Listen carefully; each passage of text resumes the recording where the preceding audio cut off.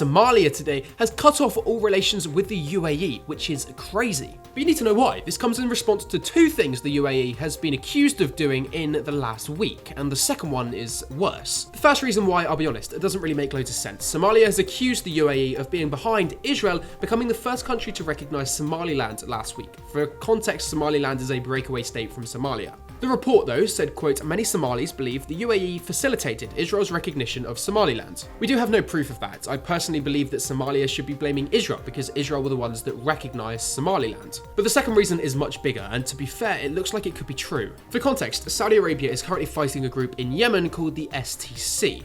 Now, the leader of that group went missing a few days ago, but we just found out that the UAE was actually behind that. At least that's what Saudi Arabia says. Saudi Arabia has accused the UAE of smuggling out the leader of the STC, the group who Saudi Arabia is currently bombing, out of Yemen. But you might be wondering, where does Somalia tie into this and why does Somalia care? Well, Saudi Arabia said the UAE smuggled the STC leader on a boat from Yemen to Somalia. Then Saudi Arabia said that the UAE flew a military plane into Somalia in the dead of night and then evacuated him from Somalia to the UAE. Somalia, because they're not really very advanced, had no idea about this until Saudi said it the next morning. Somalia then said, quote, if it's true, it's a serious violation of our country's sovereignty.